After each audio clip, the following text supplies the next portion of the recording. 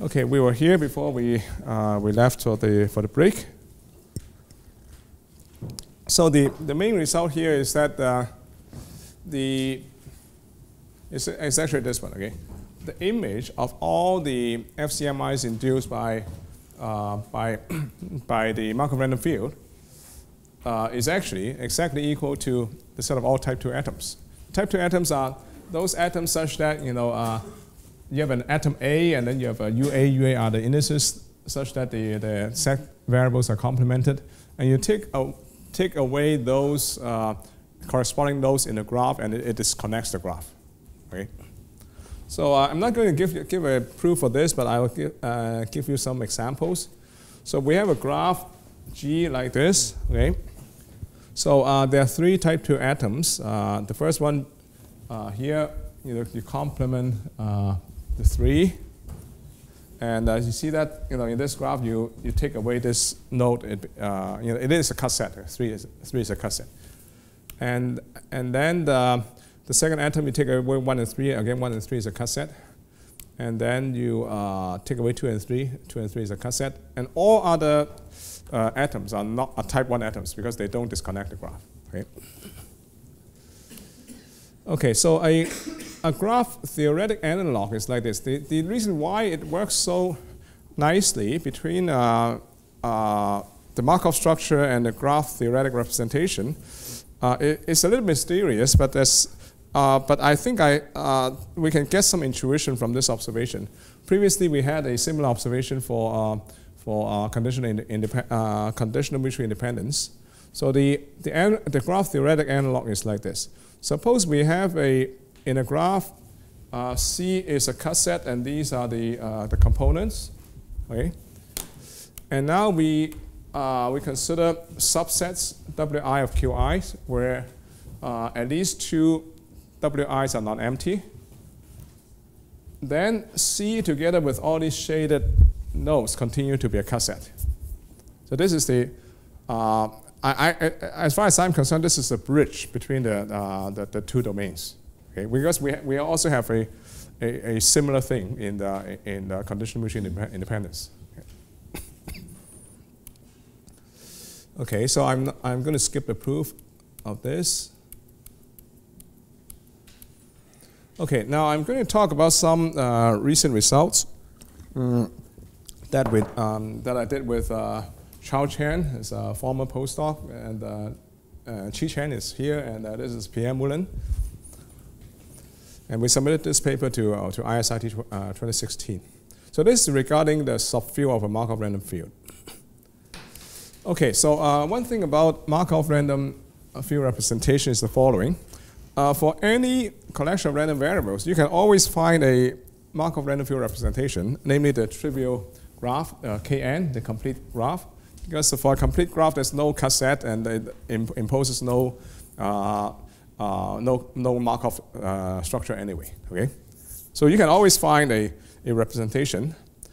Another observation is that suppose we have 2 graphs. Okay, xi, I, and v. Okay, are represented by 2 graphs. The first graph is g equals ve, and the second graph is g equals v. E prime, where E prime is a subset of E. Okay, that's G prime is a subgraph of G. You just remove some edges from G to get G prime.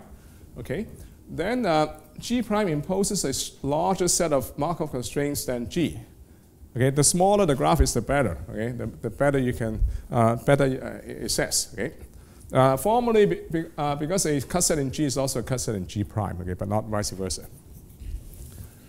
So, so naturally, we're interested in, for a given set of random variables, we're interested in the quote-unquote the smallest graph representation, okay? And this needs to be clarified because it doesn't always exist, okay? In fact, it is not well defined, okay? But it turns out that in the context of a subfield of a Markov random field, it is very well defined, as we are going to see. Okay, so what is a subfield? Okay, we have a collection of random variables forming a Markov chain, and a subset of those random variables is called a subfield of the Markov random field. Okay? But there's certainly a notion of minimality, right? I mean, you can say from from this graph, I cannot remove any more edges, and so. I fixed it. Smallest may not be defined. All I'm asking is, you can suddenly get to the stage where you keep removing edges. Yes. And then minimality. Minimality. Yes. Okay. Yeah, but the smallest is not well defined. Yeah. Okay, but it turns out that in the context of a subfield, the smallest is well defined, okay, which is a little bit surprising. So we let xi, I, and v, form a Markov random field represented by some graph G, and then we let v prime be a subset of v. Okay, so the question to ask is, what is the smallest graph that can always represent a subfield xi, I in v prime? Okay, just you give me a Markov random field, I pick some subset of random variables and I ask what is the smallest graph that can represent a subset of random variables. Okay. All right, so to make this formal, okay, we introduce this definition. We have, so we let G be a graph and G prime be another graph with a node set V prime and edge set V prime, E prime, okay, where V prime is a subset of V. Okay, so this graph contains fewer nodes than this graph, and we say that if the set of FCMIs induced by G implies the set of FCMI induced by G prime, then we say that G implies G prime. So it means that for any joint distribution that satisfies these Markov constraints, it also satisfies this Markov constraint. Then we say that it implies. Okay. Then in that case, we write G implies G prime. Okay. So let me see. All right. So if we start with a Markov random field, xi, I, and v, okay, represented by a graph G. If G implies G prime, then this subset of random variables form a Markov random field represented by G prime. That's the meaning of this definition here. Okay. Now, we are going to construct a special graph G prime. So we start with a G equals VE, and we have a V prime, okay, which is a subset of variables. And I'm going to construct a graph G star V prime, okay, with the node set being V prime and edge set being E prime, okay, in a particular way. I'm going to read through it and then I'm going to illustrate it, okay. So this G star V prime is constructed like this. So, in this graph G star V prime, for distinct UV in V prime, okay, so these are the distinct nodes in the subset of nodes that you choose, okay. You put an edge UV in the E prime, that is here, okay.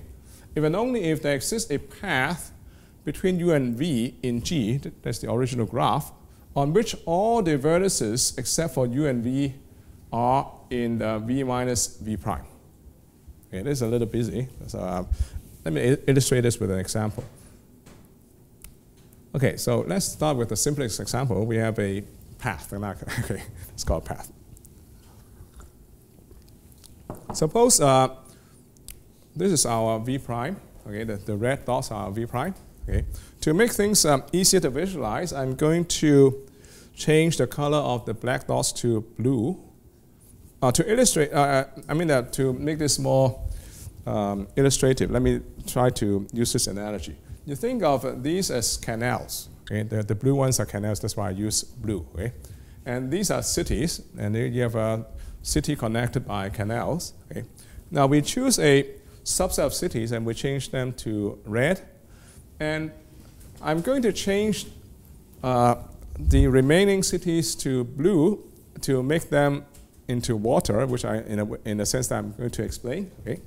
Now the question is, I have these subset of random variables, and I want to ask what graph can represent the remaining subset. Okay. Now, according to our recipe, I'm going to construct this graph G star V prime, okay?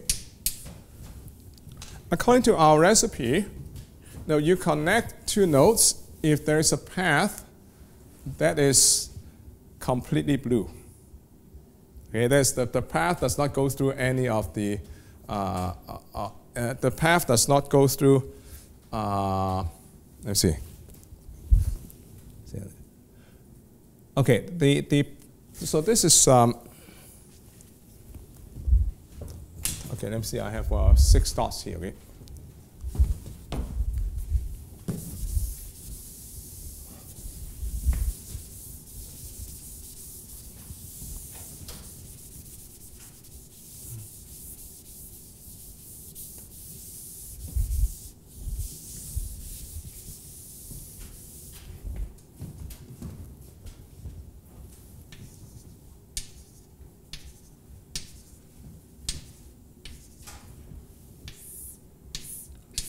Okay, this is the original graph. And then I pick, okay, this one.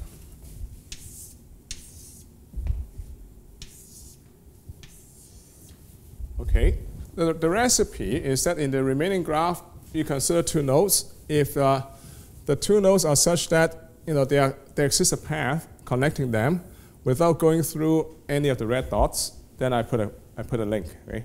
So now obviously, originally these two are neighbors, okay? And obviously it has a path connecting them that does not go through any red dots, okay?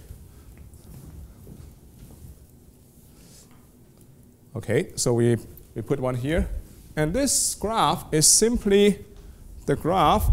Okay, so this is, these guys are V prime, okay? And these guys are V minus V prime. Okay? Okay. Now this is this simply is the graph G. Upon putting in this edge here, this graph is simply G minus V prime. Okay.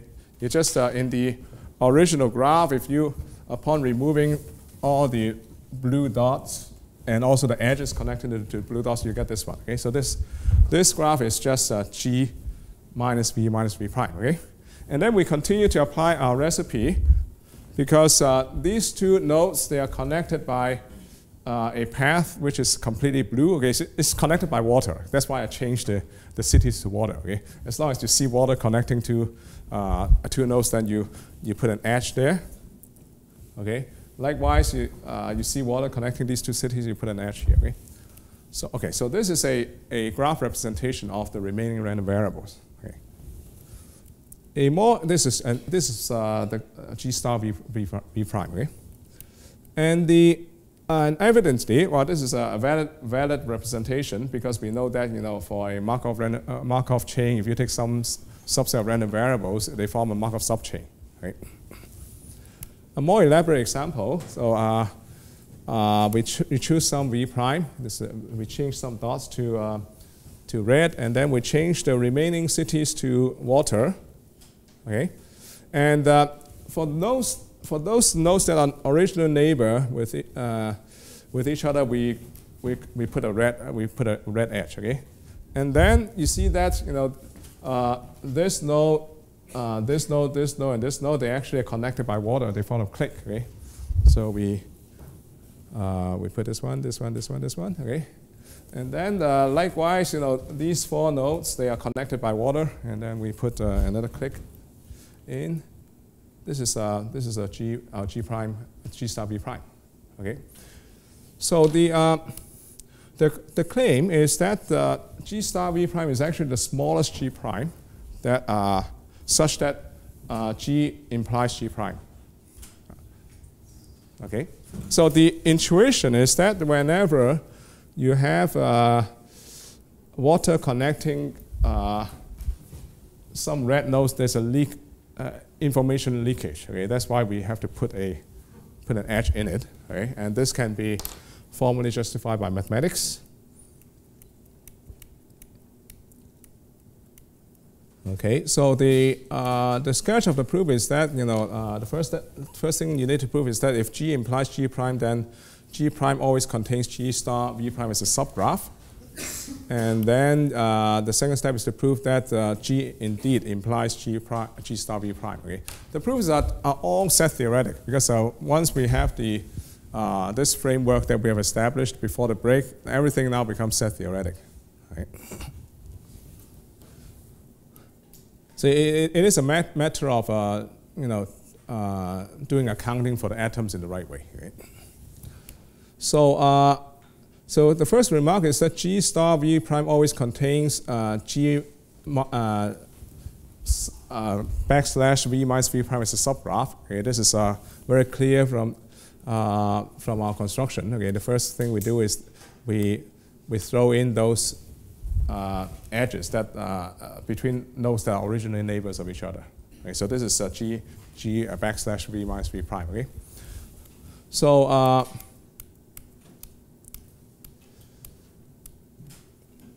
so with this, okay. All right, so the second remark is that although the smallest graph representation does not always exist for an arbitrary collection of random variables, it turns out that the smallest graph G prime, such that G implies G prime, namely G star V prime, does exist. It is a little bit unexpected, right? And with this recipe, you know, you can, we actually have some results which I won't talk about here. You can easily characterize when, you know, G star V prime is exactly equal to this, okay, that kind of thing, okay? And okay, that's all I want to say about our latest result on Markov random field, okay, without getting into the details. So the last topic I would like to talk about is the very special case of Markov chain. So I saw similar things in the language of contingency tables, and they have the notion of contractibility or something like that, and it might be related. Oh, I see. That's good to know. I've actually forgot exactly what contingency tables are. I came across this like 30 years ago. I have to look back into that. Okay, so is it also in the context of Markov random fields? Or? Yes, I think. Oh, that's interesting. You should compare it. Okay, good. So I'll send you an email on that. I may dig out some okay, reference. Okay, I appreciate that. Yes. Okay. So do they also discuss Markov random fields in general, or just the Gibbs measure, or? Only Gibbs measure. Only Gibbs measure. I see. Yeah, I see. So I think beyond Gibbs measure, there does not seem to be very useful tools. Those I measures and yeah. Entropies. Yeah, because the important thing about using entropy is that they don't care about whether there's zero probability masses or not. Yeah. Otherwise, it could be rather difficult to handle. Okay, so we know some special properties of Markov chain. The first one being that the information diagrams can be displayed in 2 dimensions. Mu star is non-negative, and the okay. So I stated these as a fact, but I now want to explain a little bit further why, you know, mu star is always non-negative. Okay, so the observation is that for recall what is a type 2 atom. A type 2 atom is such that, you know, if you, in the atom, you just remove the nodes corresponding to the set variables that are complemented, the graph becomes disconnected, okay, type 2 atoms. So, so by looking at the structure of this graph, it is very easy to see that all the type 1 atoms are such that V minus UA are the set that are complemented. Consists of a consecutive list of integers. Okay, that is, you just remove things on the 2 sides, and you know, things becomes connected. If it is not in this form, then it is type 2 atom. Okay, so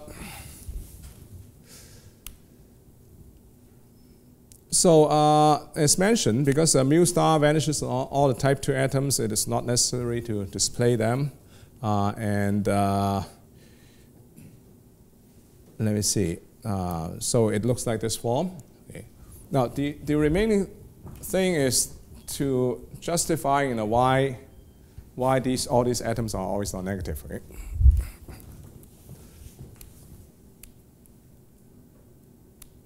Okay.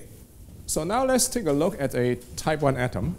A type 1 atom has this form. Okay. So it consists of the intersection of a set of variables with contiguous indices. Okay. The lowest one being L and the upper one being U. Okay. And then you subtract from this the rest. Okay. It turns out that this is equal to, from the information diagram. Okay. You take the intersection of let's say L is equal to 1, U is equal to N. Okay. You take the intersection of all these mountains, it is equal to the intersection of the first mountain and the last mountain.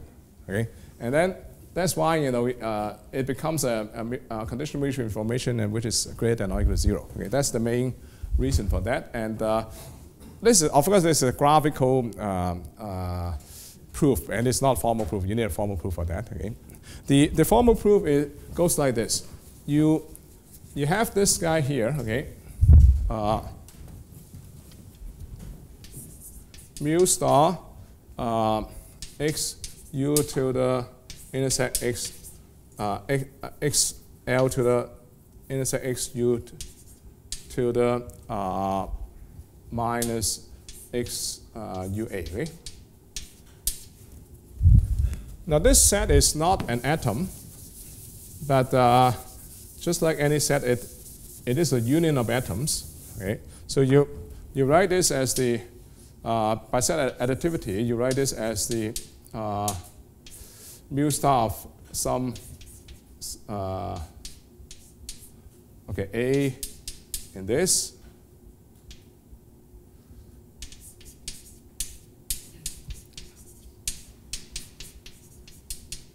Okay, you just sum up all the values of mu star and all the atoms containing in the set. Okay, and it turns out that all these atoms are type 2 atoms except for this one.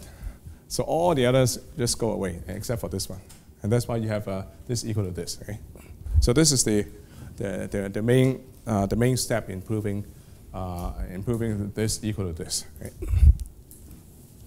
So the formal justification, I'll just skip that. But recently we came up with a generalization of this theme. Okay, so just to recap, suppose we have a Markov chain to start with, okay, 1, 2 up to n. And in proving the non-negativity of mu star, the key step is the following reduction. Okay, x L to the intersect x u all the way to x u to the minus the rest.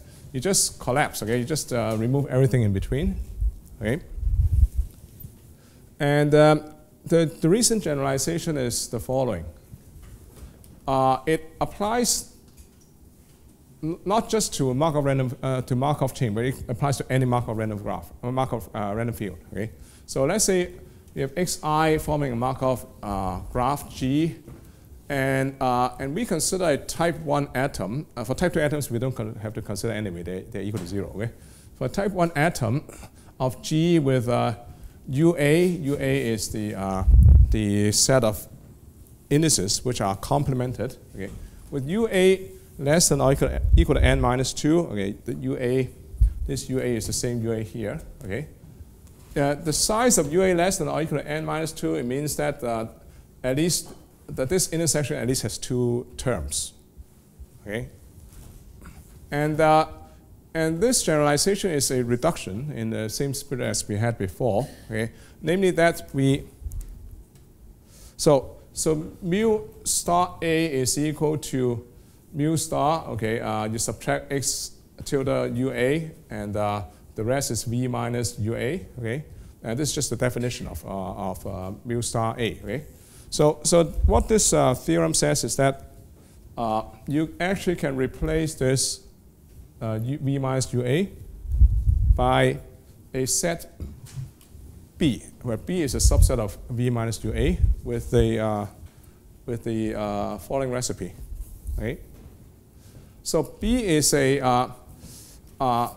are the random variables that survives, okay, in this reduction, and K is in B, okay,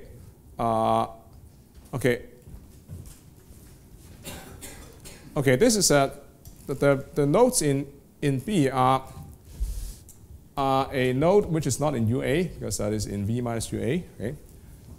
This is in B if and only if upon removing all the vertices in UA and the vertex K, the graph remains connected. Okay, I'll give you an example of that. So go back to our simplest example, Markov chain. Okay, we consider the atom, this one, okay, we complement the first one and the last one. And we consider, because we complement these two guys, we just remove them, okay, from the graph. This is the remaining graph. And we see that 2 and 5 are in B, because after removing 1, 6, if you further remove 2, the graph remains connected. And if you remove 5, the graph remains connected. Okay. Now 3 and 4 are not in B, because upon removing 1 and 6, if you further remove 3, it becomes disconnected, and same thing for 4. Okay. And therefore, B is equal to 2, 5. And the reduction says that, you know, the value of mu star on this atom is equal to this. You just strike out 3 and 4. Okay. So it's some sort of boundary of the type 1 set. In some sense, okay, let's take a look. Boundary, cut set of the type 1. Yeah, okay, so another example, look at this. So we consider this one, this time we complement 6. Okay, so we first remove 6. And then we see that 1, 3, and 4 are in B, because you remove 1, the graph remains connected. You remove 3, it remains connected. You remove 4, it remains connected. And 2 and 5, this is disconnected, okay? And 5 also disconnected. So therefore, you know, this the reduction becomes removing 2 and 5. Okay? You get this. Okay? Now, but this time you don't get a conditional mutual information, because there are 3 things remaining. Okay? Whenever you can reduce to only 2 set variables, then becomes a mutual information, and it's always non-negative. So this reduction actually can help us to identify those atoms that are always non-negative, because whenever the size of B is equal to 2, the surviving set has size 2, then it is mutual information. Okay? Now, with this theorem, we actually can prove that the Markov chain is the only Markov random field represented by a connected graph, such that the I measure mu star is always non-negative. Okay, we know that the mu star is non-negative for Markov chain, but we can also prove that it is the only connected Markov random field with this property. Okay. So as a summary, we start with a very simple Markov structure, like a Markov chain with 3 variables, and it's trivial to see that mu star vanishes on this atom, x1 intersects x3 minus x2. Okay? And then we generalize it to we consider FCMI, okay? Full conditional mutual independence, in which all random variables are involved. And then we see that this holds if and only if mu star vanishes on all the atoms in the image of K. And then for a more general situation when you have more than 1 FCMIs together simultaneously, then you just take the union of the images. Okay? And then we discuss the Markov random field in the context of with the interpretation that it is a collection of FCMIs, and the main result is that the image of all those FCMIs induced by the Markov random field is exactly equal to the set of all type 2 atoms of the graph G. Right? And with this, we can also apply this to the implication problem. And as I mentioned, this is a completely set-theoretic characterization. You can forget about probability, okay, starting from this point on. Okay, and then we talk about the subfield of a Markov random field just before, just not too long ago, okay, and we construct G star, V prime being the smallest G prime such that G implies G prime, okay. And so this was the example. And for Markov chain, you know, mu star is non-negative, and we show that Markov chain is the only Markov random field connected by represented by a connected graph such that mu star is always non-negative. Okay, this brings me to the end of my tutorial, and my last word. Oh, okay, one more thing. Okay. Information diagram can be displayed in 2 dimensions like this, and it's my last word. Thank you.